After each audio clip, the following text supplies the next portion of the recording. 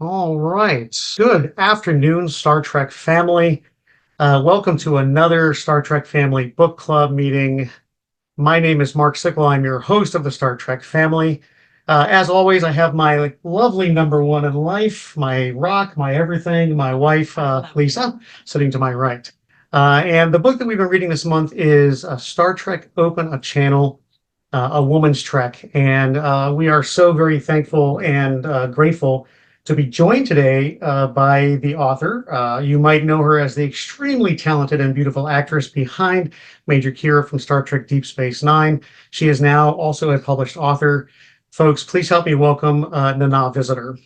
After some false Can you starts, hear hello, me? Nana. Yes. Hello. I'm so sorry. That's good. I took your advice and just restarted it all, and that seemed to have worked. Sometimes that's what you got to do, right? You just got to restart, things get a little out of hand and it magically just works, right? That's it. Hello, everybody. Hi, Hi, Nana. welcome. Hi. Welcome. Thank you so much for taking the time to join us today. This book was absolutely just powerful, eye-opening for me, and I think a lot of people will agree with that sentiment that this was a very impactful thing for you to do. And can I just say that it's refreshing that a woman wrote this book and not a male writer? To have a woman bring this perspective to light. Well, that was my editor, Ben Robinson. He had the idea and wanted a book about the women of Star Trek out there, but thought he's not the one to write it. One of the women of Star Trek should. And when he approached me, he was also open to this way of approaching the material because it's so different than what he had originally thought. Of course, because he wasn't a woman there experiencing it all. So his instinct was right. Yeah, it was a great insight because just in talking to some other members of our group and listening to how this book has impacted them, which I'm hoping will reflect in their questions later to you. I love that. It's very inspiring and also kind of troubling to hear about some of the troubles that the women actors of Star Trek had to go through just to do a job, right? It's very sad. But that was the culture of the decade that we were all in and not Star Trek. I always want to make sure to say that because we had it better than most entertainment at the time. The casting directors told me that it was fun to cast a Star Trek show because they were looking for people with gravitas and intelligence who you could buy as someone out there exploring. So we got to do things no one else at the time was doing. And I think to a certain degree that's still true. It still pushes the envelope now. And I can't wait to see what happens with this new show. It's going to be very interesting to me. We're all pretty excited about it. Good. Are you going to get a cameo? We should see you on it. I Somehow. doubt it. I doubt it. They tend to although the next gen got to go back and do that stuff. I don't think it'll happen with DS9. Unfortunately, Right? but I'm open to it. Believe me. You recently reprised your role in Lower Decks, right? Yes. So you got a chance to bring that character out. Yeah. Such a joy. And Wonderful. I'm a big fan of the show and what they do. So it was doubly fun. I bet it was. Um, Back to the book. So your editor mentioned this book, and that he wanted you to kind of take the mantle. Can you tell us a little bit about the journey that you went through in starting down this road of bringing these women's stories out to the light, and sort of what you had to go through, what the process was for recording their stories? I really had no idea what I was doing or how to do it. And I learned it was on the job training, the way I learned tap dancing as a 17-year-old to get in the chorus of a show. It was like learn the steps backstage. I felt like every time I did an interview, I realized by watching it back, because we filmed them at first, and then COVID took over, and that was no longer a reality. So we started doing Zoom meetings, but many of them were on film. And I could look back and go, they said something absolutely amazing and I didn't follow it, or I didn't know how to respond because it took me aback. It was something I didn't know about, or I talked way too much to try to influence them to go in a direction that I thought it may go. And I learned on that level. And every time that happened, I self-taught. I picked up a book. And since you're a book club, I will give you a couple of books that I absolutely used during the process. One is a book by Jessica Nordell called The End of Bias, A Beginning. And that was such an eye-opener for me. Even though I lived through those times, uh, I hadn't thought about how ridiculous it is that women couldn't get The end a of life. credit card Can't remember. until the 70s without a man co-signing. That was just like, well, that's just, but if you stop and think about it, if you, as she lists all these things and really goes into unconscious bias, which I thought was something other people had, because I'm not biased. I don't have biases.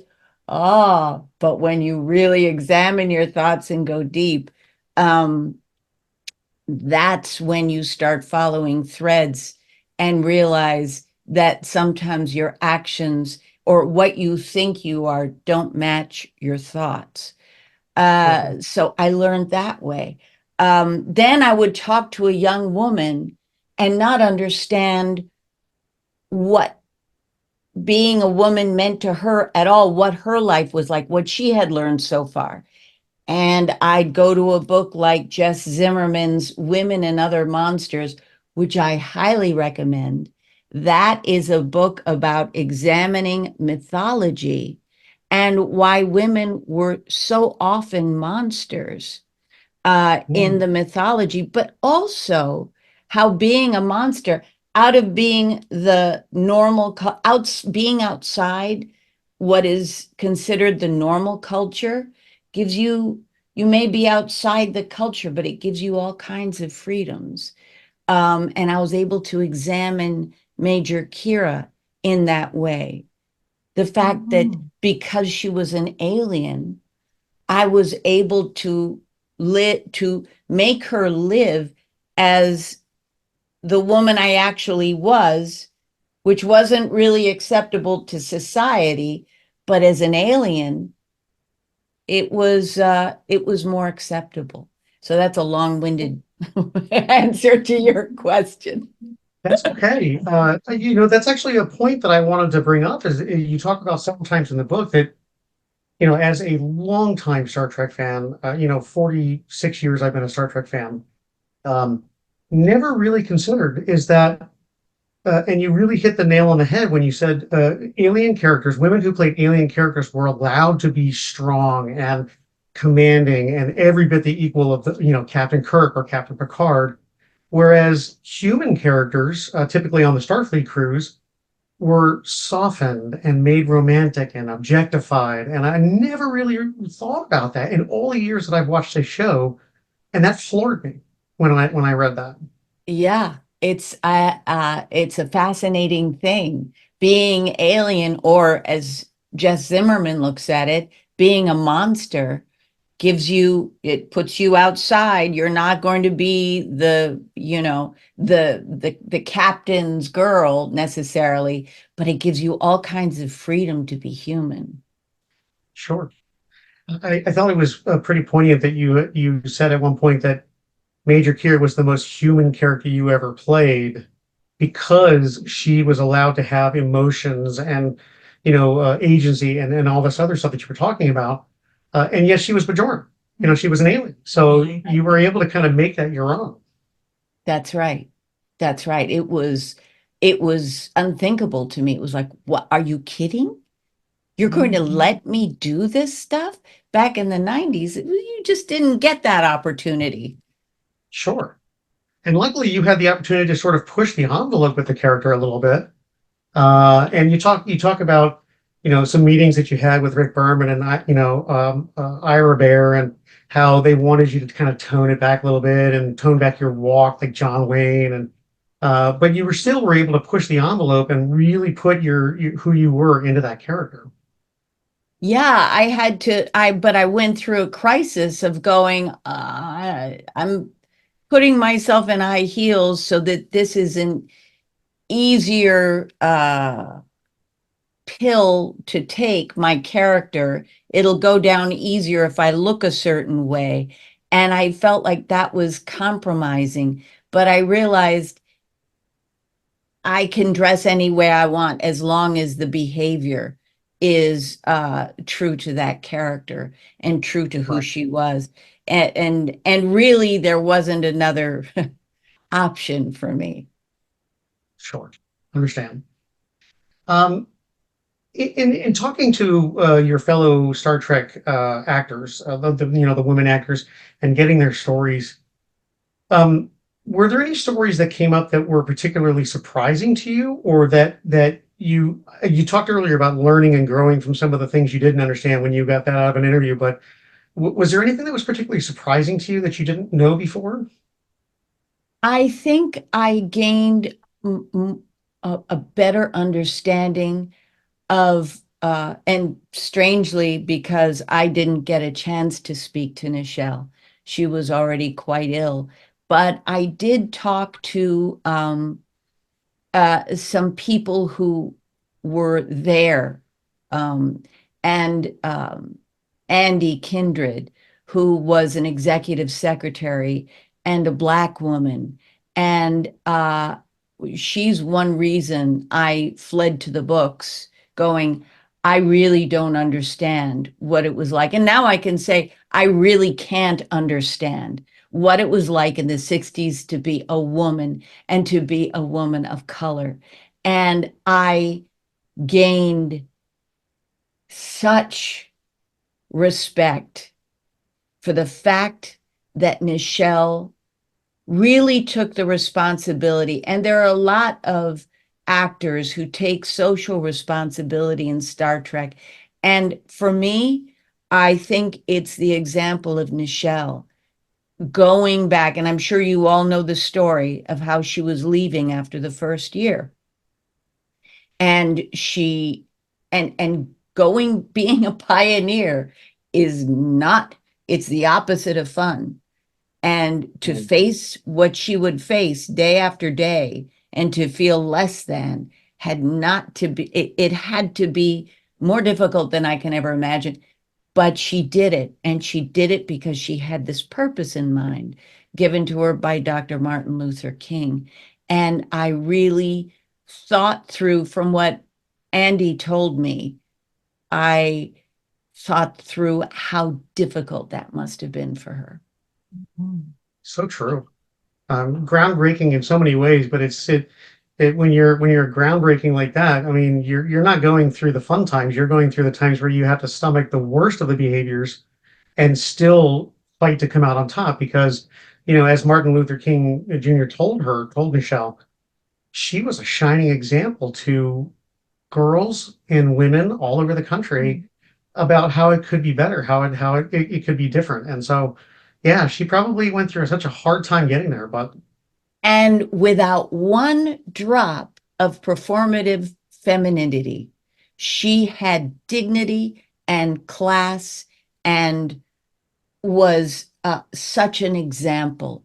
Always seemed like she was the intellectual equal of the crew back in the 60s. So, and I know in my small way, very, very small way, how difficult it was in the first years of Star Trek, really all of it, because people who are against you are a little more vocal than the people who are for you.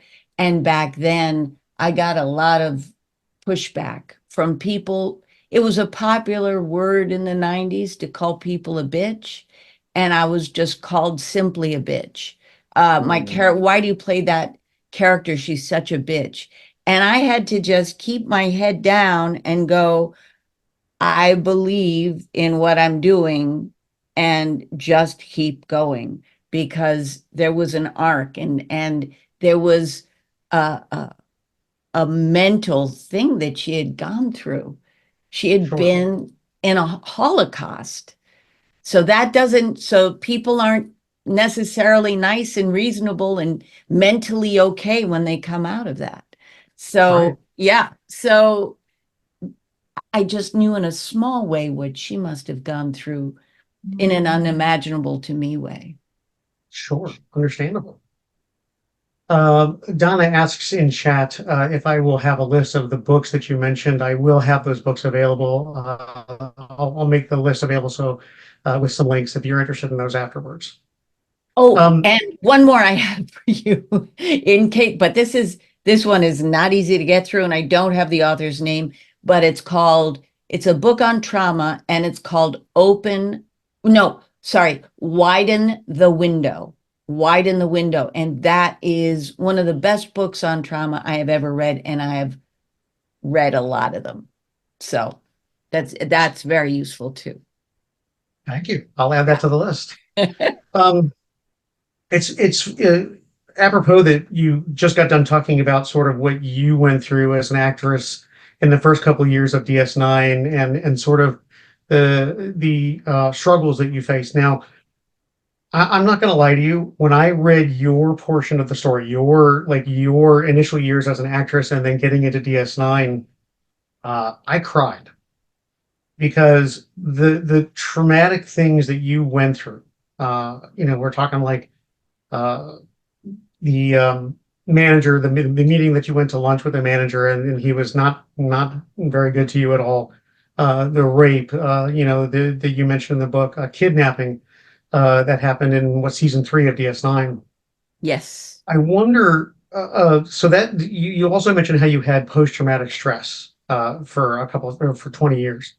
How much of that translates into your strong performance as Major Kira? Because Major Kira comes off as a commanding role, arguably, not even arguably, every bit the equal of Cisco and Captain Picard. How much of that post-traumatic stress did you pour into your performance?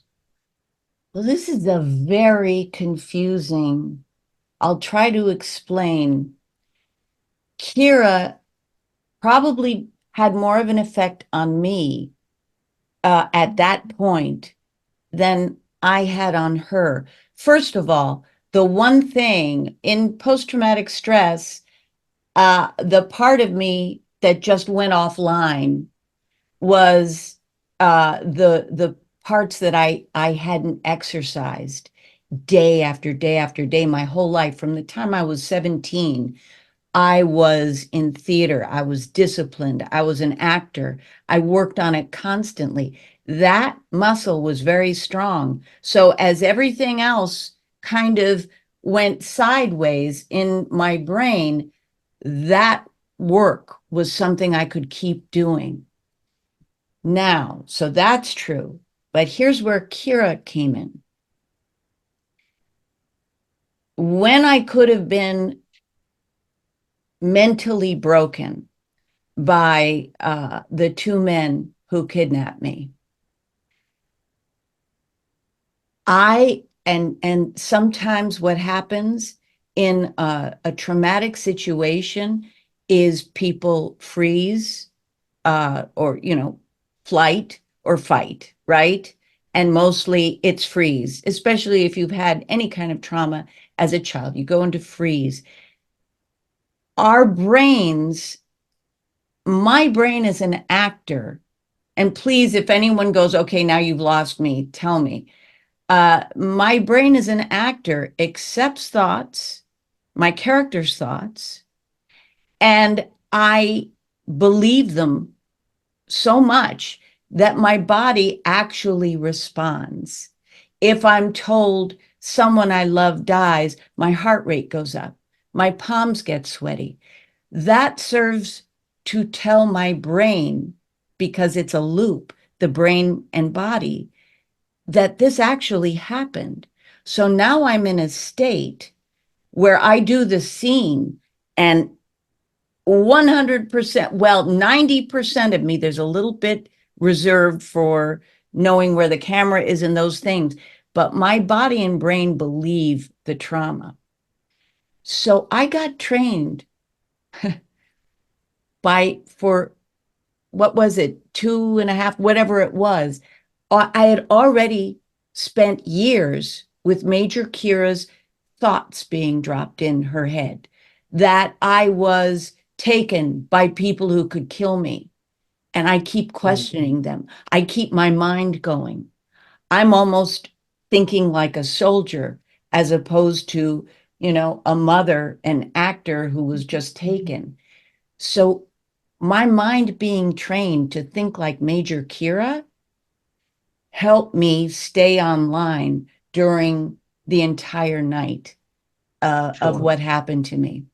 So I would say Major Kira, her thoughts had more influence on me and helped save me more than my understanding of everything influencing her life. Does that make sense? Yeah. Yeah. It It makes does. total Okay. sense. Yes, it does. Yeah.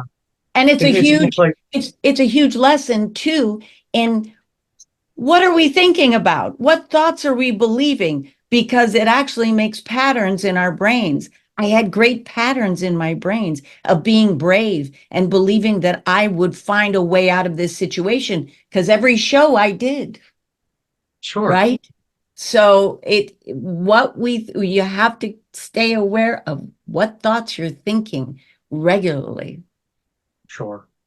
And it's interesting that you say that it's the reverse of what I was thinking, that Kira actually inspired you to be, strong and, sort of calm and Yep. handle the situation in the best way that you knew how, instead of trying to panic and fight back and all of that. So I empathize very deeply with what you went through in those, that traumatic situation. Thank you so much. Thank you. You're very welcome.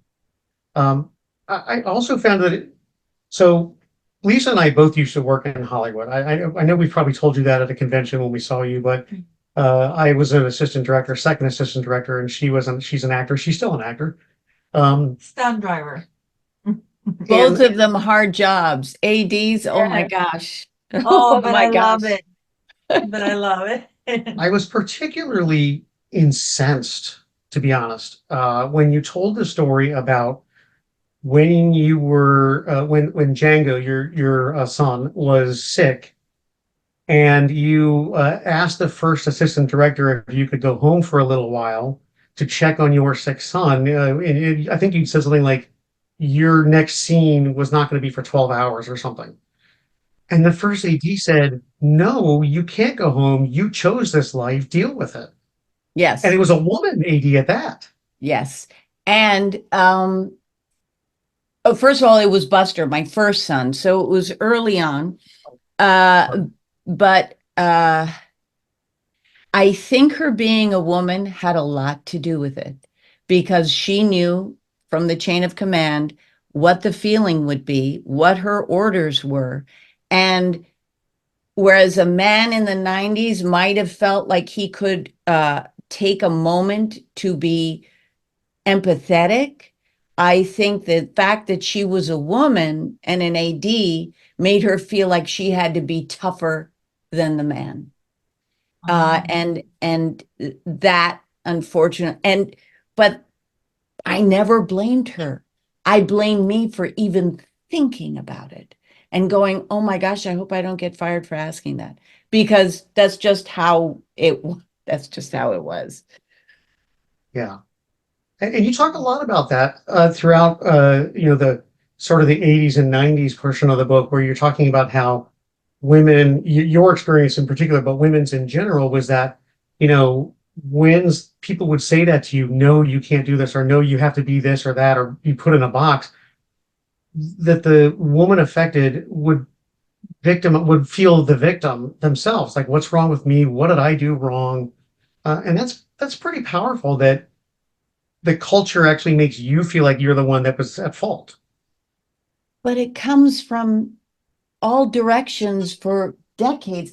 I wonder if I can, oh yeah, wait. I want to read you some. And if you ever want to just get astounded, hey, Robin. Hi. If you ever want to get astounded, just look up commercials in the 50s, 60s, 70s, because now these are just some print ones that I'm going to read to you. Um, oh, where is that other? Oh, here it is. Sorry.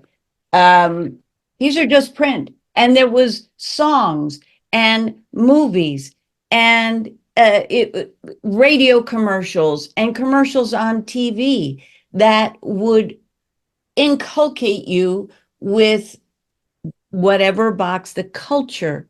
And I want to be clear, the dominant culture, because men get caught in it too. Everybody does. But okay, just quickly, here are some astounding ones I found. This is a 1970s ad for a men's shoe company. So there's a shoe sitting on the floor, and behind it, a bare breasted woman looking at the shoe. And the copy says, keep her where she belongs. A cigarette ad. The woman says, my boyfriend told me he loved me for my mind. I was never so insulted in my life. Loves baby soft ad. Innocence is sexier than you think. And she's dressed as a child sucking on a lollipop. Cigarettes are like women. The best ones are thin and rich. For a man's pants advertisement, there's a tiger skin on the floor, but instead of the tiger's head, there's a woman's head attached to the tiger's skin. And the man has his foot on the woman's head. It's nice to have a girl around the house. I'll just read a couple more. Have fun, beat your wife tonight. That's an ad for bowling. Perfume ad. Want him to be more of a man? Try being more of a woman. So basically, after it's coming like that, you just go, okay, I see. If I had different thoughts about how I'm supposed to fit in here, I guess I'm wrong because Sure. I want to be part of the culture, right? It just starts to be this drip that you go, okay, I guess I have to hold this bowl of water and now I walk around like this. But it's just one drip at a time. That is so sad to me. And it's really easy to say in retrospect that that's just the way it was back then, or that's just the way it was at the time. And I heard you say this in another interview where, we have to fight that mentality because, yes, that's what happened. And yes, we've made progress, but you can't just look back at that and say, well, that's just the way it was. It should never have been that way in the first place. But it's so easy to lose perspective when you get the message over and over again. It's not like a weak way out. It really seems like that's the answer. This is just the way it is. Sure. Your mother tells you. In the book, I say she put my hair at 5 years old in curlers and pulled, and it was like, I don't want these in my hair. And she said, you have to suffer to be beautiful. Mm. No irony. So many of us heard that. Where did she get that? She got that from the culture. So, and then taught me and it's my mother telling me this is the way it is. Of course, Sure. I'm going to believe it. Yeah. And that goes back to the story, I think, of the woman AD, where, the culture is just imbued all the way up and down. So not only was the woman first AD saying that to you, but it would have or was going to come from above. And to have your mother also part of that, she was probably inundated in that culture before as well. So Yes. Oh, yeah, yes. Oh, even more than I was. And yeah, I'm happy to report as the women got younger and younger that I interviewed, it was less and less. Oh.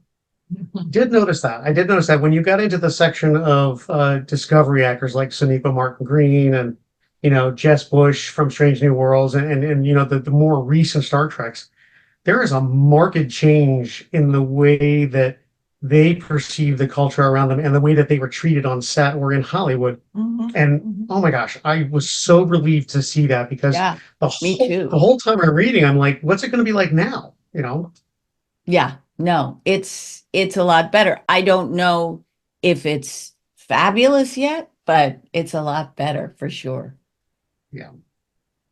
And all throughout the book, you use what I like to call hashtag phrases. The two that I wrote down the most were um, uh, frozen in cultural amber of the time, which, as a professional archaeologist, I truly appreciate. I want to actually borrow that phrase because I love it.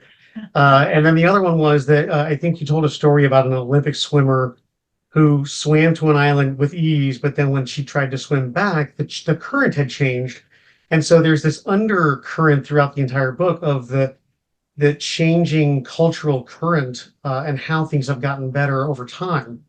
And I really love that. I was curious if when you started writing this book, did you write it with the intention of speaking at large to a woman audience, or were these little phrases meant to distill it for a larger audience? I have to tell you, I was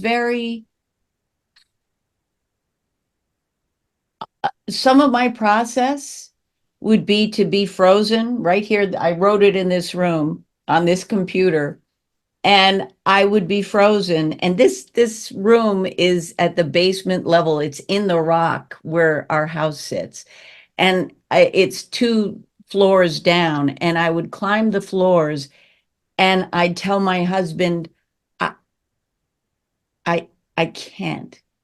I can't. First of all, it's overwhelming, and there are things people aren't going to want to hear. And I would go and blast this song, um, Brave, and say what you want to say, let the words come out. And I go, oh, okay, this is my time to be brave. Be brave about myself, be transparent about where I messed up, what I learned, what my experience, ugly things about myself that I didn't really want to talk about. But how else do we get there unless we talk about them? Unless we go, what I wanted to do is what activist Loretta J. Ross says, which is call people in, don't call them out. And in this divisive time, I thought, be honest about your experience in Hollywood, in Star Trek, in life, in your process, and maybe none of it will be so scary to talk about for other people. All right. And that honesty is um, very impactful on a fan because like I said, I've been a fan for 46 years. Some of these fans have been fans since 1966, and I don't think it occurred to any of us the things that you and your fellow actors have gone through to bring this wonderful franchise to life, and to share these kind of experiences with us is very sort of it floors me, to be honest.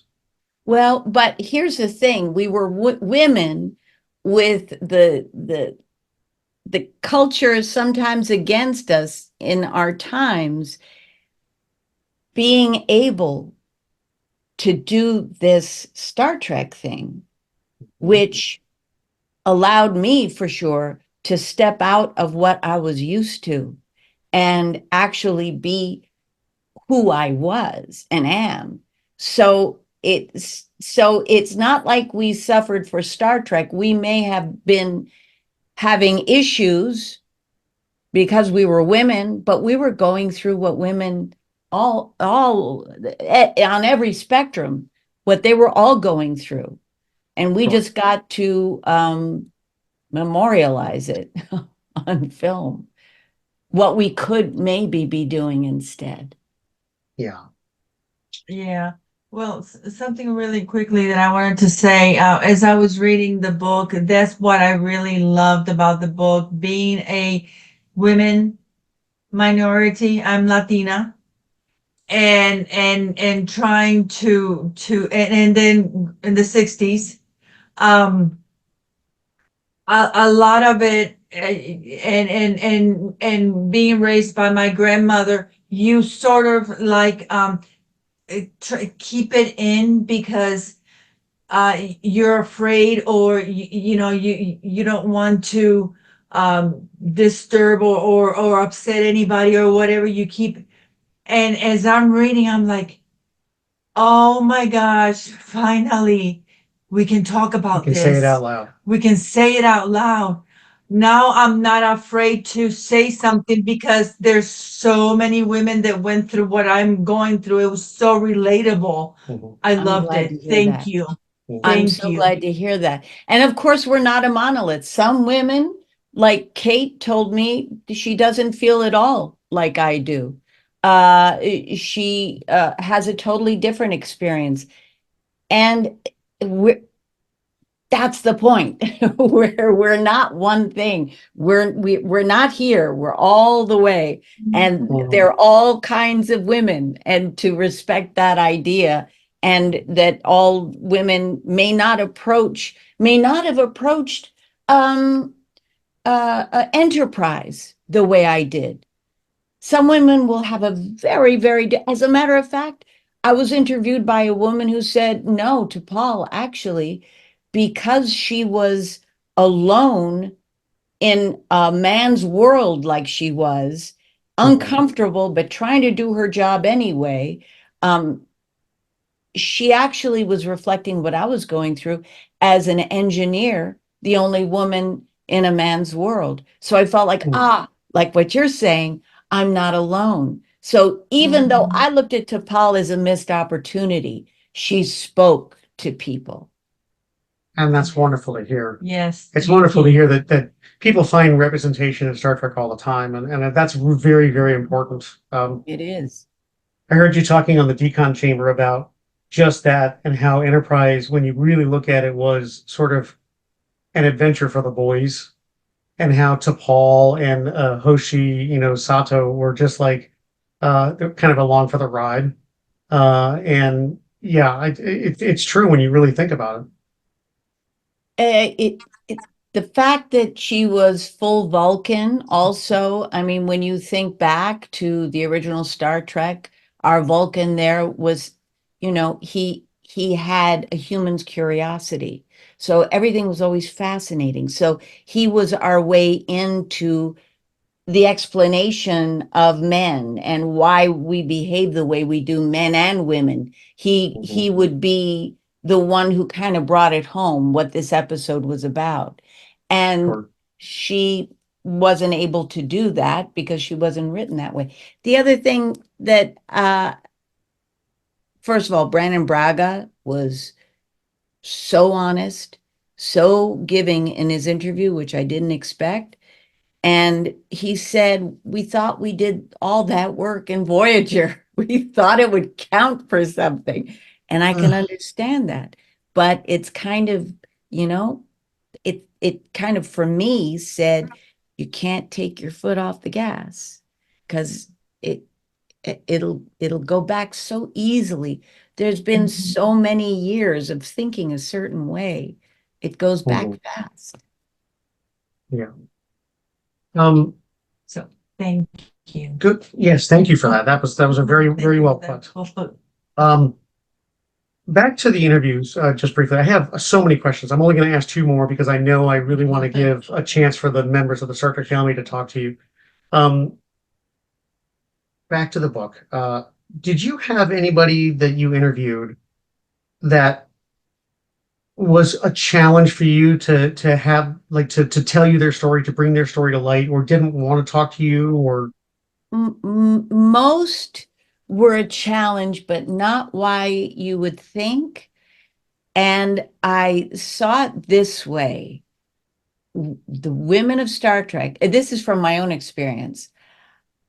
I've given so many interviews I've talked about my character. I've thought about it so much that they become sound bites. I also think that it's so you're just saying what you've said before, and I really had to push a little to make them think, to put a different lens on it all. And then they would. There were just a few that didn't want to speak to me, but I also go, they didn't know what kind of book I was writing. They didn't know if it's some fluff thing, or this is, a vanity project. She's not actually writing it. I'm going to sit there. Why? You know, or that I was out to get Star Trek and it was going to be sensationalistic. That wasn't it either. But how could they know? So I put it to that too, why they may not have wanted to speak. I wondered, the reason why I asked that question is because I know that, just like she said a moment ago, oftentimes when uh, a woman, or even a man, but mostly since we're talking about women in Hollywood, when they go through traumas like that, they often don't want to talk about it because it makes them feel vulnerable, or it brings up feelings of they were the ones that there was something wrong with them. They did the things, they didn't play the game right, as you said in the book. And so I was wondering if that was a particular challenge for you in getting folks to tell you their stories. Certainly the older women were reticent because and they also said something heartbreaking to me, that well, if it was all bad, then what was my life? Right. Wow. Instead of having the perspective that I did, that it was brave and amazing, and you had to work so much harder, and look where you got. Right. To me, it's heroic, but not to some women. Uh, Right. I guess they go into, well, what if I didn't have those cultural pulls against me? And by the way, the swimmer was Tara Brock, who is a teacher and a speaker, and she has many books, spelled Brach. She has many amazing books. She's just wonderful. I believe she's a psychologist as well. Gotcha. Very inspiring. I almost want to pick up her book now and just read about her story. And I'll make sure I include, her books on the list that we put out to the members here. Um, you talk a lot about in the book mentorship and wanting to be a mentor to younger actresses. And if you were a mentor for somebody right now as an actress, what would you tell them about being their true self, and finding a way to get ahead in their career by just being themselves and putting who they are into a character?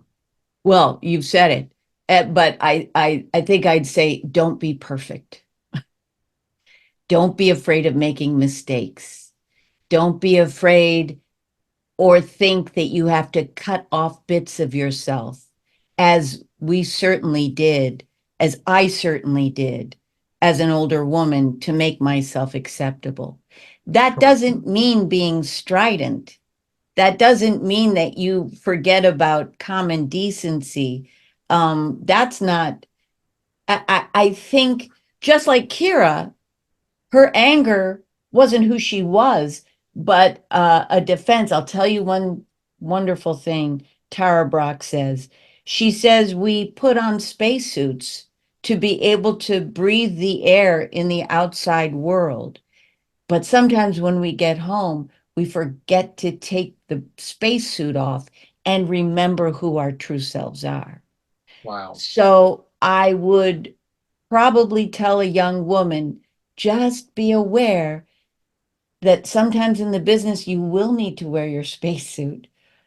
But when you're acting, that 3 minutes that the camera's on, and when you go home, take your spacesuit off. Connect with who you really are, the human you are, not the defenses you've put on to be able to Sure. live in this world. Oh, wow. That is really good. Yeah. That's very, that's touching. I'm taking that one. Yeah.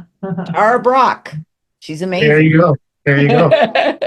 As I said, I have a lot of questions for you, but part of this Q&A session is to give an opportunity for some of my fellow Star Trek fans here in the Star Trek family to ask their questions. Are you okay taking a few questions? Of course. Happy Awesome. to. All right, Star Trek family, if you want to go ahead and raise your hand either visually on camera or using the raise hand button at the bottom of your screen, I will call on you in turn. Please unmute yourself, ask your question, and then remute yourself when you're done. Also, just like with all conversations on the Star Trek Family Facebook page, let's remember to keep all of our conversations respectful, even if we vehemently disagree on certain things. Anybody questions? See, I got a couple of hands up. Oh, yeah. Kimberly Capel. Hey, first I want to say thank you so much. This is probably the best birthday present I could have gotten. So it's fabulous. I have so loved and enjoyed your book. And the more you have talked, the more you've reminded me of the Carrie Fisher books that I've read about mental health and raising awareness on mental health. And the way she explained it. So it was so accessible to me as my teenager was going through some of this stuff. And I'm only halfway through your book, but I have loved your explanations. And I'm going, yeah, I can see that. And as a teacher, as a woman in this world, I'm like going, yeah, I've always felt a little different because I didn't want to give that, I mean, I spent, all of my childhood watching the women bake turkeys and spend all of the holidays, spend all day in the kitchen. And I have never cooked a turkey in my entire 50 years of life because I can't stand the idea of spending all day in the kitchen on my holiday. Won't do it.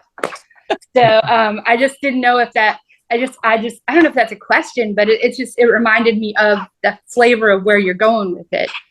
And it's just so fabulous. And yeah, you're not less of a woman because you don't cook a turkey. That's just who you are. Exactly. But thank you. Birthday to you. Thank you. Yeah, I've been so excited about this. I mean, you planned it on the perfect day. So Awesome. Wait, it's your birthday? yeah, Happy birthday. Thank you. Yeah, I just thought, oh my gosh, I get to be on a video chat with Nana, a visitor. And this outfit here, my grandson wore it on the day we had a video chat when he was about the same age with Jonathan Frakes. Oh my God. So yeah, so it was pretty special to have that. And anyway, but I'm trying to think of a question. I love what kind of message do you want the younger generation to get out? Because what I've noticed is that the older generation, I kind of feel in the middle, but the older, I don't realize how good I have it compared to other people, but some of the girls, the young kids I deal with at school, they don't realize what kind of challenges I've had to work through. And it just, I don't know. I think that's it. I am huge into intergenerational communication. And I think that we have so much, as you were saying before, I believe in mentorship, but I also believe in, and we have a lot to learn from, I have a lot to learn from young people, but they also need to understand that the experience we have to tell them about really can't be, they can't look it up on, IA and think that AI and think that that's going to explain it. It's experience. It's understand, everything comes around again. So they might as well be prepared. Yeah, every 30 years. Awesome. Thank you, Kim, for that question. And also, we have another birthday in the room. Sherry Widmeyer is also celebrating her birthday. So Happy birthday to Sherry. Well, I have to. Happy birthday to you. Happy birthday to you.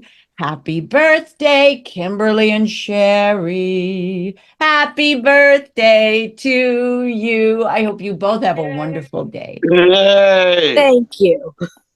Oh, wow. Happy birthday, ladies.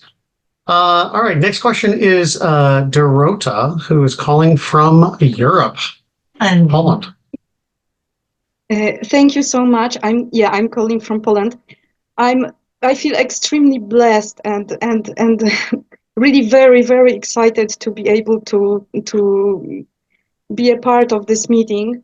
And at the beginning, I don't know if you noticed, probably not, but I made my daughters come and wave because I wanted one day to tell them that they took part in a meeting with a woman who was a part of the changes that allowed the world to be like it is for them now, to make the world better for them as young women.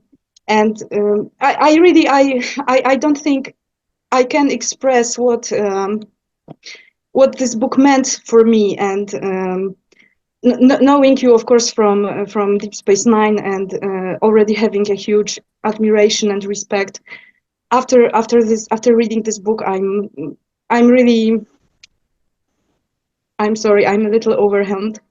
But okay, I prepared two questions, so maybe I'll just ask them. Let me just say thank you so much, Dorota. That means so much to me.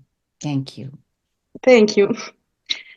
My first question was because I am a very emotionally involved original series fan and this I've only been a fan of Star Trek for 5 years because I only watched it first when it was made available by the streaming services. It was never aired in Poland, in fact, by regular television. But of course, I love the original series, but I'm not blind, and I can see I always could see some flaws and things that didn't age so well. And I think that the representation of women is one of the major problems that a modern viewer can have when watching the original series. So my experience is I interact a lot with the original series fans online, and whenever I even just mention that uh, how this subject was tackled is not very sensitive to a female viewer and so on, I always get so hostile reactions. People telling me, go watch something else.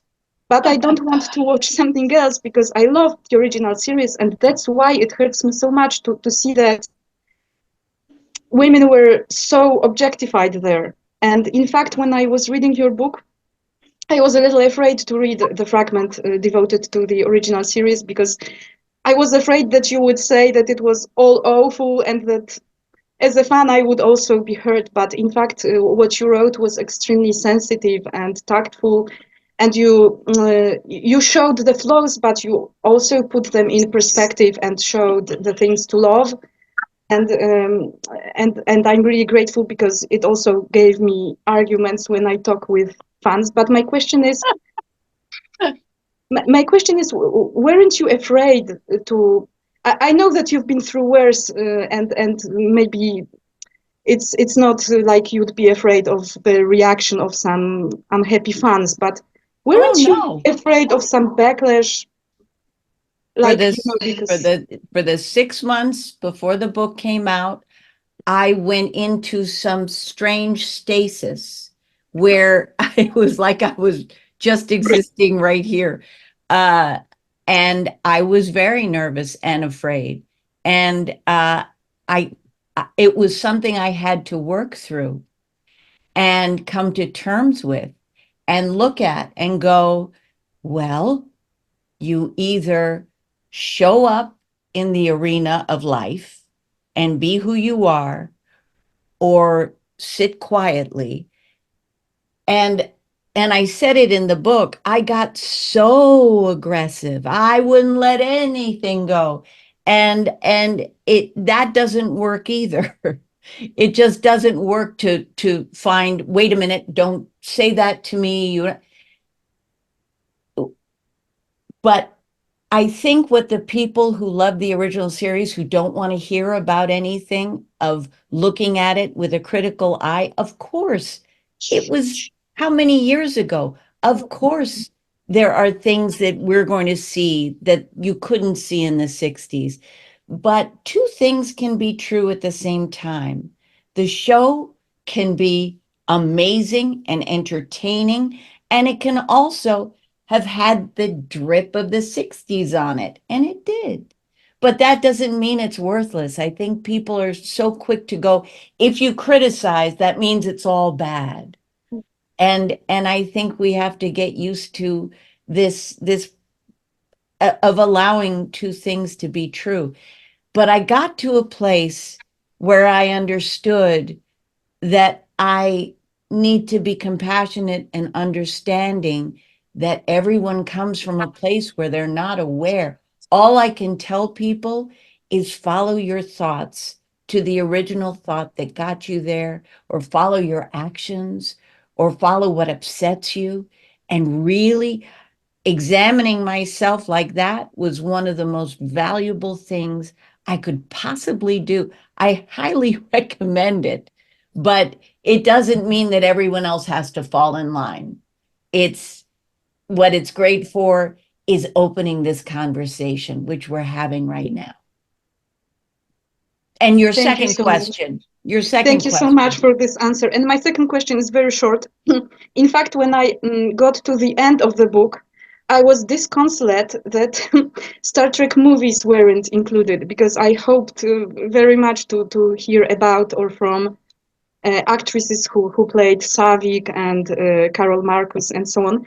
But so maybe I'd like to ask, why not Why? include movies? Yeah, because I I know it's a understand. huge work, as it was. It's I know, and I didn't get to talk to everyone in the TV shows. However, this is the way I saw it. The movies, now some of you may see the movies over and over again, but there's something different, and this is what Desi Liu was so brilliant about. It's in reruns. People can have it in the background when they're doing dishes, when they're going to bed, when they need comfort. It's more constant than the movies. And to me, had more of an effect. It was like people, I mean, in conventions, I've had multiple generations. A man will bring his father he watched Star Trek with as a child, and then the wife he got involved watching Star Trek with, and then right, and then they bring their children who now watch Star Trek with them. And to me, I heard that more than I heard that about the movies. Even though they may be watched over and over, it's not quite as in your home. This is the effect.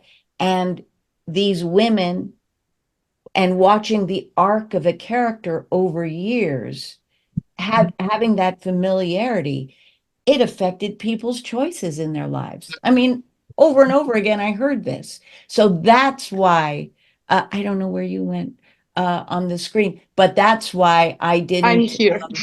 Where are you? Oh, there you are. Here. Hi, Dorota.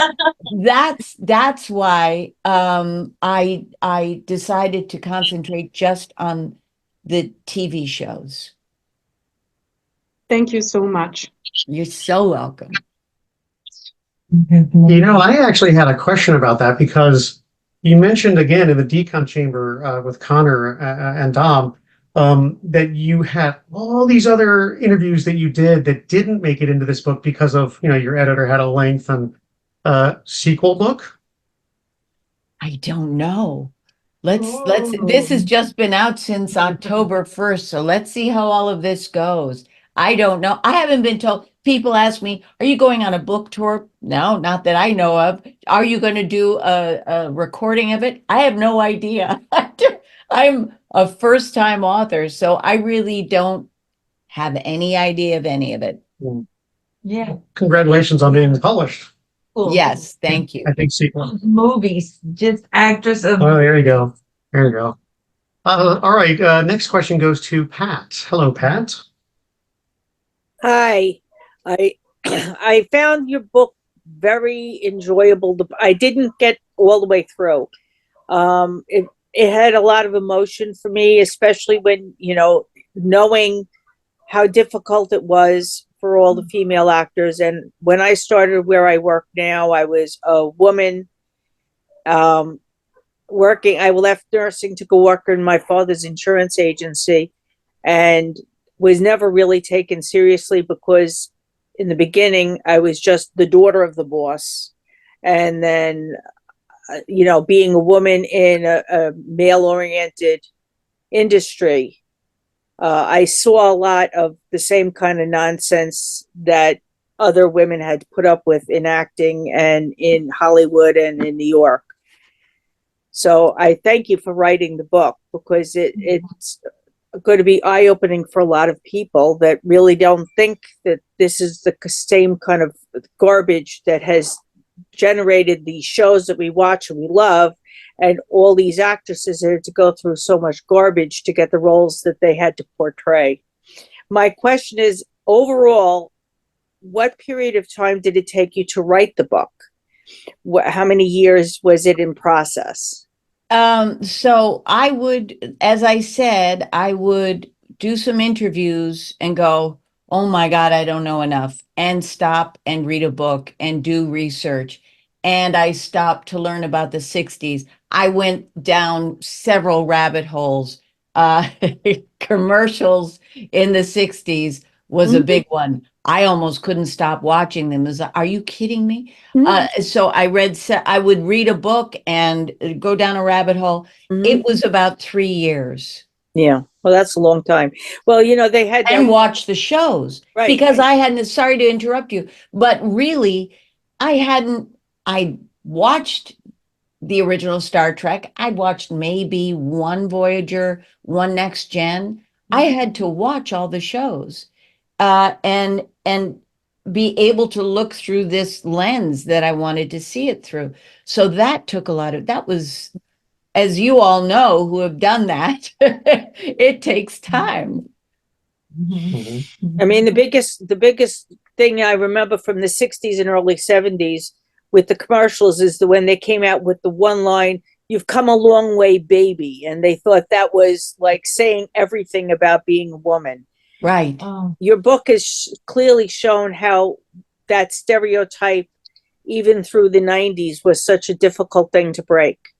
And I really appreciate you writing all of the wording you did and doing the interviews as delicately as you did, especially with some of the older actresses like you, who had a real issue in the industry. And I thank you for putting all of what happened to you in the book and letting us know how you felt after everything that has happened to you personally. And I thank you for that. I appreciate that. Thank you, Pat. Yeah, when I was working in Hollywood actively, I don't know that I just didn't see it, but I just didn't register that sort of treatment was going on around me about women. But I will tell you that I'm not a stranger to it.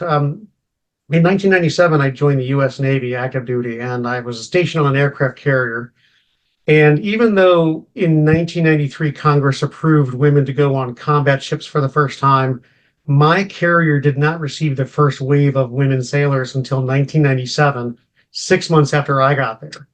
And so I got to see firsthand the sort of negative culture that surrounded those women coming on board my ship for the first time, and the way the males treated them, and not giving them the same opportunities, objectifying the women, and it was pretty awful. So I mean, I have that sort of experience to draw from. Luckily, I was in the reserves from 2001 until 2010. It changed drastically in that time for women. That's great to hear. Even to the point of just last year, the very first a woman admiral was appointed to the chief of naval operations, and that makes her the first woman joint chief of staff serving our country. And so, Wow. I love to see that. Wow.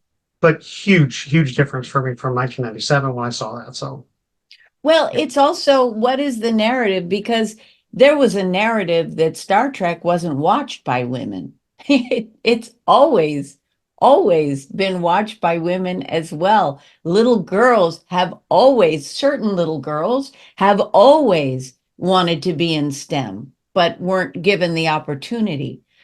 So there's always been passion and creativity and talent there in women to do these jobs. They just Right. have not had opportunity. Right. That's the key word. Thankfully, we had opportunity. shining examples like Nichelle Nichols, who went and worked for NASA and inspiring women to go into space and science. And Have you seen the documentary Woman in Motion oh on yes, her? that's a It's just wonderful. I highly recommend it if you haven't. yes, and I will actually make sure that the link for that is also on our Facebook page. Oh, So if you're excellent. interested in Good. checking that out. Good. Yes. All right, we have about 15 minutes left here. I've got a few questions on the screen. Stephanie.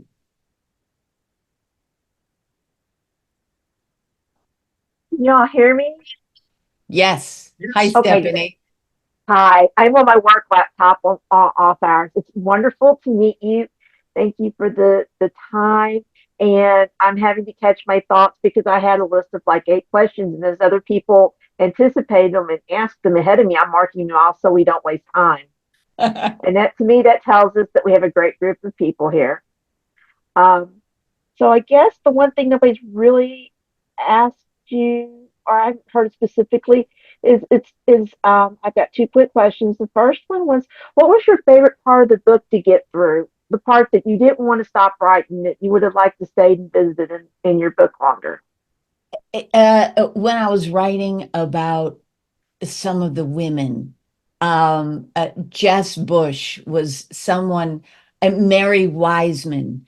I I was so inspired by these young women, and I couldn't wait to get out how I saw them, how I experienced them.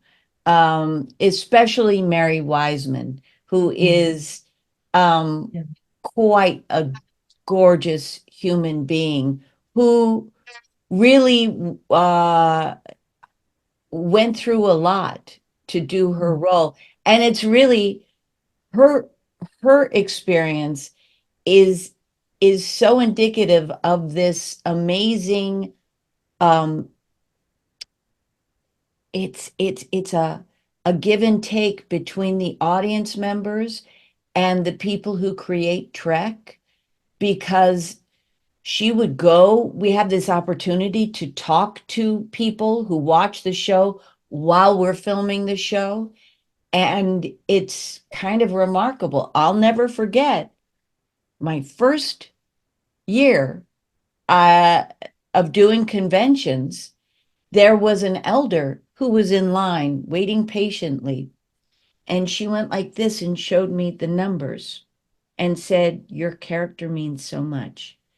Let me tell you, from then on, I played a Holocaust survivor with her in mind, thinking she's watching. I must be as truthful as possible. Mary Wiseman went and spoke to women who said, finally, I feel like if I don't fit this, typical body that Starfleet officers were previously thought to have to be inside, I thought I couldn't be a part of it. And now I can imagine myself. They use her as imagining themselves in this story, which is a big deal. And even though she got a lot of negative response, and she told me she was apologetic when she said it, from men, young men who said, you should be ashamed of yourself. You had an opportunity and look how fat you are. She would do it for the women she met, just like I did it for that elder I met. She would do it for the women. She'd be like, I just can't put the uniform on and do this scene. Wait a minute, that woman. And, it gives you purpose as an actor beyond your own insecurities to do it for somebody else. And of course, once you do something like that, once you get over that hurdle, you're more resilient yourself. So it's a gift that goes both ways. Wow. Thank you. That's beautiful, beautiful story. Thank I you. don't, I know there's a couple more hands up, so I'm not going to ask the second question because I want to take a chance to thank you for being here one more time because my 50th birthday hit June, but you're also on my bucket list. I may not get to see you to con, but face to face to get to talk to you today, I never thought it would have happened. I just want to tell you how inspiring that you are to me and how much I've enjoyed watching you over the years. And I thank you for this book. Thank you so much. Thank you. Thank you, Stephanie. Two very powerful stories talking about Mary Wiseman and this Holocaust survivor that you spoke to. Wow, Yeah. really, Yeah. just kind of makes me speechless. Yeah. Miss Donna, you have a question?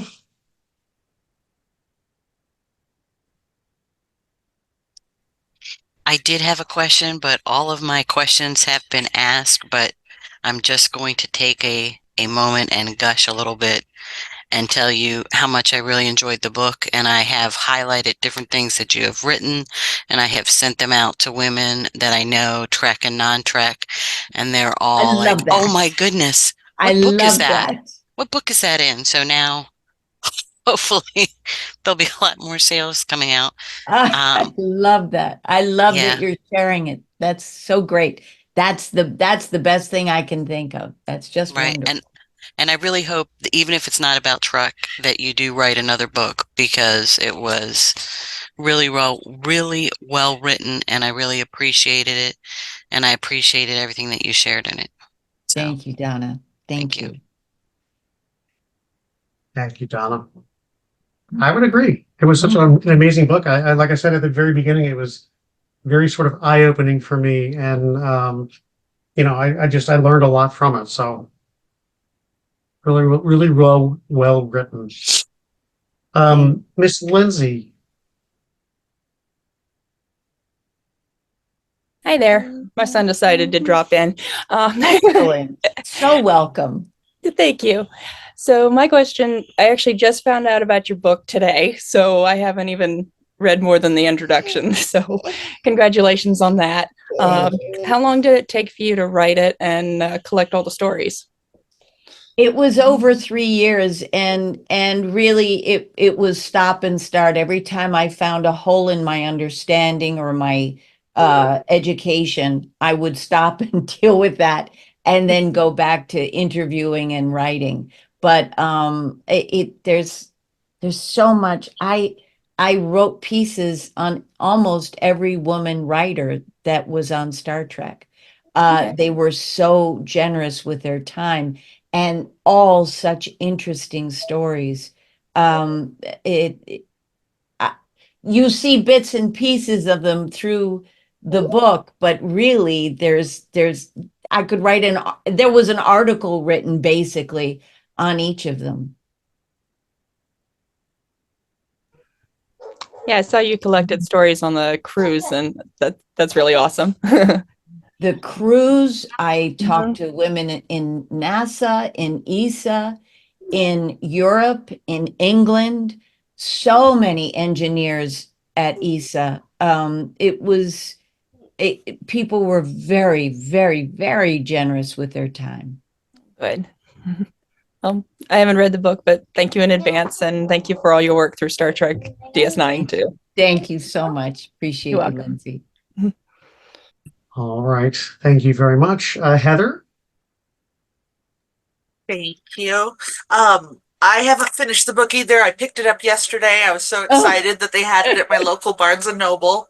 oh, good, So, good. but as I'm reading it, it feels like I'm talking with another Star Trek fan, someone who's, like we're just having those conversations. And with that in mind, the conversation I know that I have a lot of my friends is what our favorite episodes are. And so I wondered if you had any favorites, especially maybe that are more really push the women's envelope. I would say I can't pick episodes, but I would say the arc of Seven of Nine is and that was the one that shocked me the most, because I thought I knew what that was all about, and I thought it was the costume. I couldn't have been more wrong. And that was one of my favorite arcs. I would say Mariner in Lower Decks is sneakily amazing, because this isn't a Starfleet officer who has learned her lessons yet. She's still struggling with the system and with herself, and mostly with herself, and it forces self-examination. And Mike McMahon, the executive producer and creator, told me that, if you love a system, you question it. And that's what he shows in the show. Not only the question of Starfleet, but it usually ends up with the character questioning themselves and finding out that there's usually, if there's an issue with the character, it's because they've been dishonest with themselves in some way. And I think that that is such an important thing for people to have dripped on them. I mean, we have negative drips. This is a great drip. Question yourself. Never stop questioning yourself and your behavior, and forgive yourself and learn and get beyond it. So I really love that. And I also am hugely impressed with Strange New Worlds. I think it does just what the original did. It pushes envelopes, but is so damn entertaining. And the women are, I don't know if I put this in the book, but it's certainly in my mind. The women up to then are like cultivated long stem roses. Nothing wrong with a cultivated long stem rose, but there's been some work to get them to look like that, right? And these women are their own unique, gorgeous flowers, and they make a beautiful bouquet. Thank you so much. I'm loving the book. I can't wait to finish. Thrilled to hear that. Thank you. Can't hear you. Oh, there we go. How about There that? you go. That always Thank you, Heather, works. for that. Yeah, I know, right? I have two more questions on the screen. I really want to press through these quickly because I want to be respectful of Nana's time. Jennifer. Oh, hello. Hi. It's wonderful to speak to you. I was something I was impressed with in the book was you touched a lot on like the different intersectional experiences of women, like women of color, and you just mentioned earlier, Mary Wiseman as like a plus size role model, and I liked a lot that you mentioned specifically a couple of times at least the experiences of neurodivergent women. I was pleasantly surprised to see that in the book, and how certain characters were relatable to neurodivergent people and people with disabilities. So I just wanted to like give a shout out to that. That I appreciated that as something. Thank you. I think it's so important to me to recognize the value of the people that weren't in the dominant culture, that we didn't get to see how valuable they are. And that includes ageism, and it includes people who are neurodivergent, and or people that have some kind of thing that makes them different, whatever it is. But really, I mean, and that's what Deep Space Nine was about. It's like, we're all on this space station. We're all diverse. We couldn't all be more different. And we're going to have to cooperate and figure it out. and speak to each other and find each other's strengths. I just recently read, now this is random, but I just recently read that there was a group of Neanderthals that died out very quickly, and they found out why. Because they isolated themselves. They stopped interacting with humans. And so they didn't get the newest ideas, and they eventually died out. And I think it's high time that wherever we are on whatever spectrum, we understand that everybody needs to be a part of the conversation. That's my belief anyway. Infinite diversity and infinite combinations. There it is. He said it. He said it all those years ago. Exactly. Thank you, Jennifer. Thank you very much.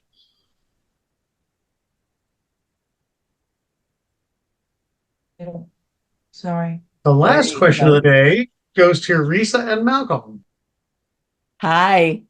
Wanted to thank you so much for writing the book. And from the male perspective, at cons, I had come to appreciate how the difficulty of being an actor in terms of long hours, makeup, all of those things. But I hadn't realized the boxes that you could end up in, particularly for women, and that you had to be, as you said, effable. That's difficult. The question was, did you have a problem getting a publisher? I've talked with other friends, and sometimes it's hard to get books published.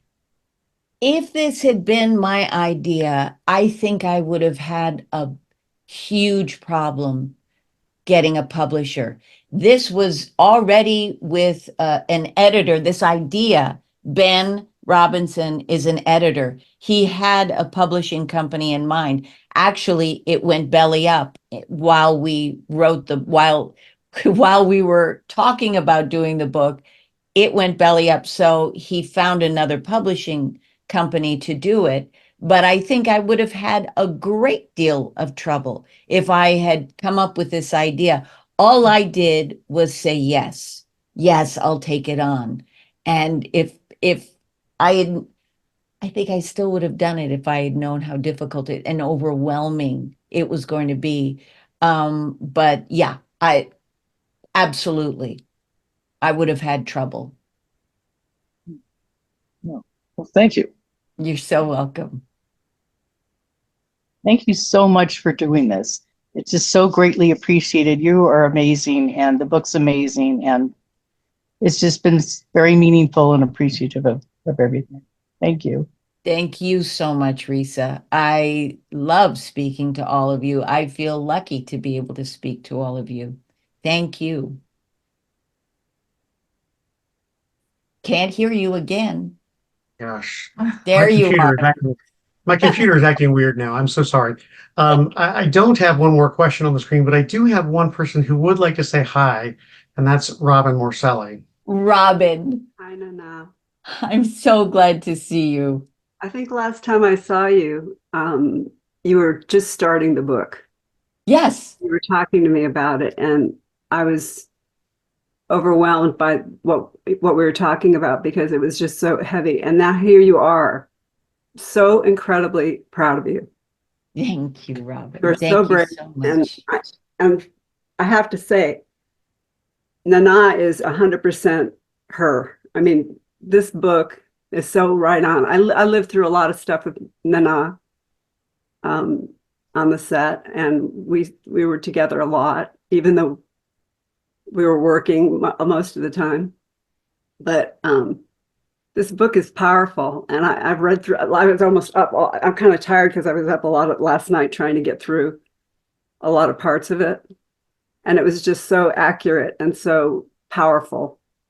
And I'm just really proud of you, and I'm so overwhelmed with what you're doing. Thank you. The fans, I know how much they love you. Thank you. You're making a huge difference for women. And I can't think of a better person to have gotten this project than you. So thank you, Donna. Appreciate that. I know I so appreciate that. I know I'll talk to you, but I just wanted to say that because I wanted to be here to back you up, to be your support. Thank you. given me a I lot. felt it. Just seeing your face, I felt it. But someone said online to me, "Uh-oh, is this book going to upset me?" And I said, "I don't know, but I'm telling the truth. Yeah. My truth. That doesn't mean every woman's truth or how they're going to see it or, but it's certainly my truth." Well, and I think you are, especially for the fans, from listening to the way you impact them and the way that you speak to them and listen to them. You're making a huge difference for women and for men and for just human beings out there. I've done a couple of my own little podcasts, like about background and stuff like that. I've always, every time I think of you when I do these, I think I've talked to Mark quite a while ago. And I said, Nana was a huge impact there was a huge impact that you made on me. And you helped me a lot too in my times when I had my baby, and you were supportive when I was on set and helping me too. So, because in those years, there was nowhere to pump your breast for breast milk, right? Nope. And you had those tight costumes on, so you offered your trailer to me. Yep. And your little refrigerator, which was amazing. But it's just a little thing, and it was important at the time, but I'll never forget it. I love that. You'll always be a good friend, and I thank you so much. Thank you, Robin. Thank you. I feel so happy to have spent this time with you all. Thank you for being so kind and wonderful, all of you. Really, all of you. Even the ones that didn't speak, I see such friendly, wonderful smiles. I appreciate it. Thank you. Ladies and gentlemen of the Star Trek family, can we get a Bajoran golf clap for Nana Visitor? Thank you so much for joining us. Thank you. My pleasure. Thank you. Really Bye-bye, appreciate it. everybody. Have a wonderful evening. Thank you. Thank you. All right, Star Trek family, that is your Q&A and book discussion for today. Thank you so much for coming. Hope you all had a wonderful time. Hope you got some answers to your questions. Thank you very much for coordinating that. It was a very nice birthday present. It was, Yes, wasn't happy it? birthday again. Awesome. All right, so if you're still, if you are, Happy birthday, Sherry. happy birthday, Sherry. Happy birthday. Mark, I just want to say, Mark, thank you so much for doing this, because it's such it's a different kind of podcast, I think, or a different kind of meeting. But I think that it was impactful, powerful, and I think it'll continue to be. So I hope there is more dialogue, and I hope she does another book. I hope so too. Like I said in the interview portion, she interviewed, dozens more Star Trek actors, and their story just didn't get put into the book because the editor had a drop dead limit of 300 pages. Yeah. Actually, it was 200 pages, and when she hit 300, the editor was like, "You're done." So. But the other thing I wanted to say too is that I appreciate about this book is that it's not catty. It's not like talking about people in a bad way. Yeah. It's really just trying to present this in a real way where you can have another perspective when you watch these shows of what people are going through, and especially actresses in this town. So a lot of people think they're all coddled and they're walking around with little people doing everything for them, but that's not the case. They work hard, and she worked hard. She was amazing. Background actress in many episodes. And I was particularly blown away by some of the traumatic things that happened to her. Not to mention, all the other actresses. You talk about Grace Lee Whitney from the original series and some of the others. Some of these traumatic things that happened to them. As a man, I'm going to just come out and say it. As a man, I didn't, about that kind of stuff happening, but you don't really stop to think about the depth of it and how it affects people. And so this book in particular, I keep saying it, it was very eye-opening for me to have it sort of right there in your face to confront you with it. And so I was there. So I was there, the whole time. So she used it for sure in her ability to get in her character.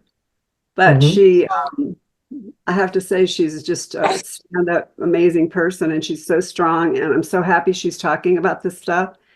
And this is really emotional for me too, because I just, I remember it. It's like it was yesterday. And I'm just so happy that she's going forward and that she's now, she's written this book, because I'm telling you, I've read it, and everything she wrote about herself is like right on that I know about.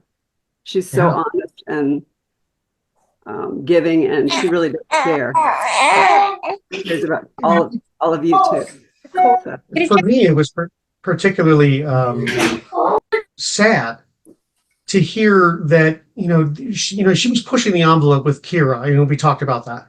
But at the same time, every time she pushed that envelope and tried to make that character what it was, she was worried about losing her job.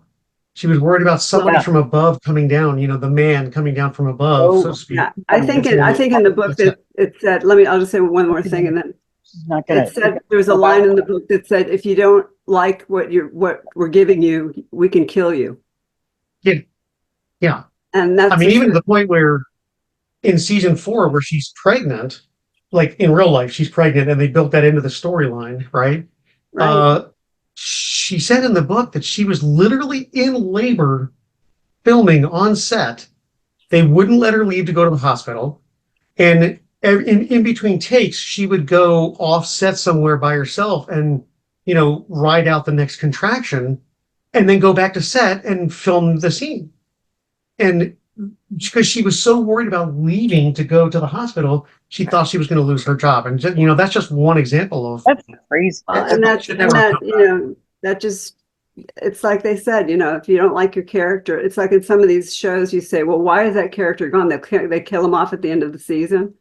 It's because they're usually doing either they're going off and trying to do movies or something, or they've asked for too much money, So, true story. But I don't think it's not a victim. It's like a survival story to me.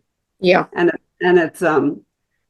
it's a good thing to know that it has changed some, and there's still probably some of this still. And actors and actresses right now are, fighting for their lives right now, especially to work and to do good projects. And it's a very challenging time. So, but that her book has come out now is it's a good timing. Yeah. It's a great read. If I can get through it, there's so much in there. It's like, oh my God. But I hope everybody gets to read it. Yeah. I'm just very happy that we were able to let her know how much of a influence she's had to all of us, whether female or male. And please keep giving us that influence, that support. It's inspiring. She inspired us as major heroes. And she's so humble. I think a lot of women. Sometimes actors don't get the appreciation from the fans that and we don't have the opportunity to not only that, but we also don't. So having the opportunity and being able for her to receive it. Yeah. Thank you. Definitely. I'm sorry, Robin. Go ahead and finish what you're saying.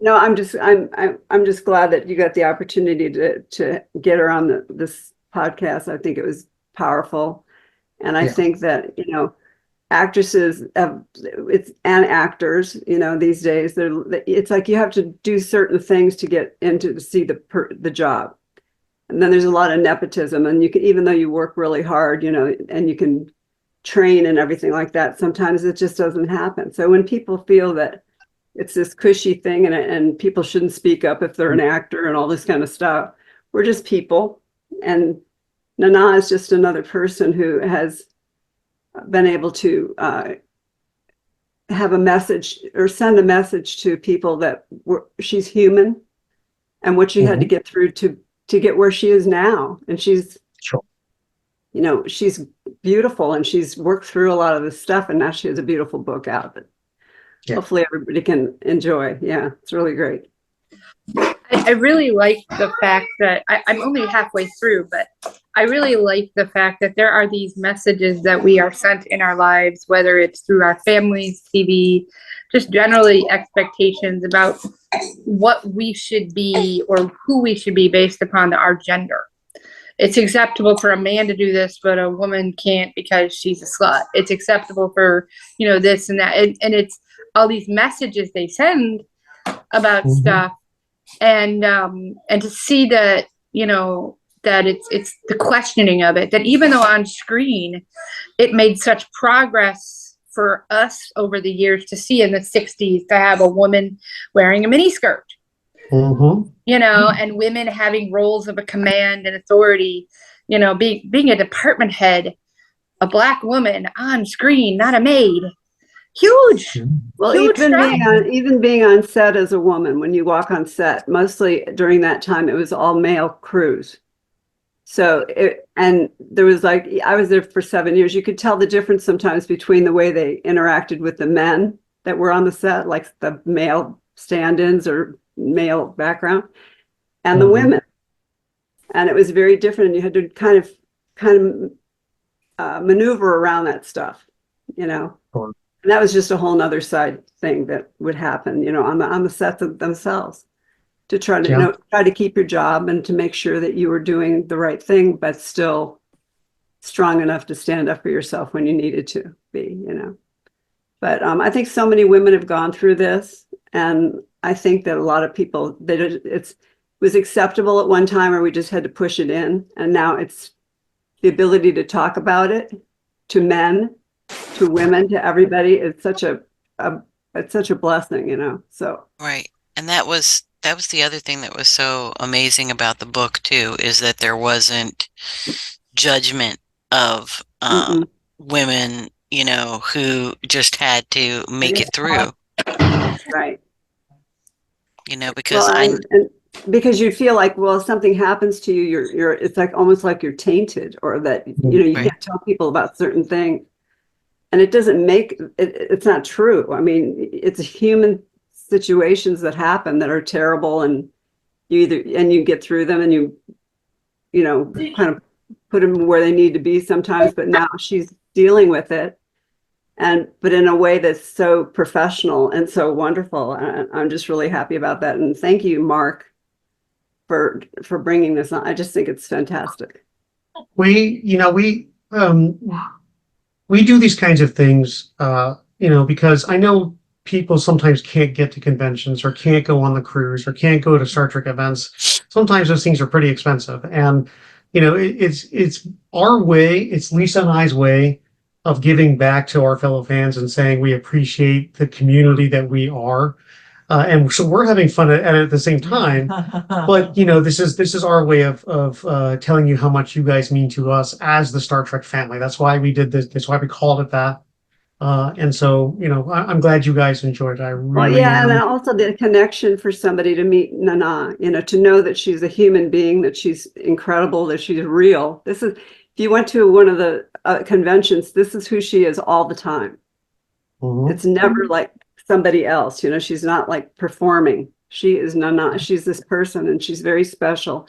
And so are a lot of the other characters, I would say, that it's like they've been together. A lot of them have known each other for so many years. They're like family, but or brothers and sisters, going.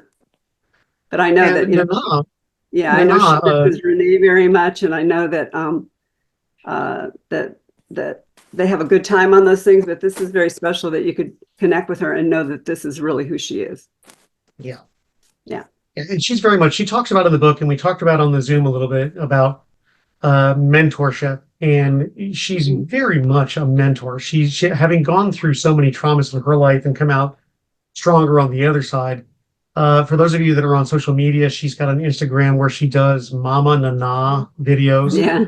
And she talks about, bullying and how to, not let social stresses, bother you, and just all these other things. So go check her out on Instagram.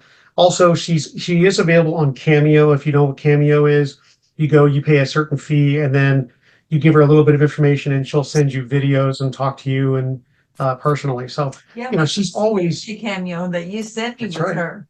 and she always loves talking to fans when you're at conventions. She genuinely wants to hear your story, and so it was And really also nice to now, be able to do it. now at this point of your life, and especially with actresses, there's an ageism thing also.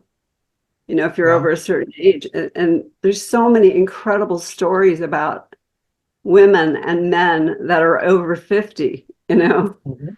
the experience, the background, the ability to pick at that knowledge and understand it for young people and for everybody. I think it's something that needs to be touched on even more. Yeah, I agree. Yeah.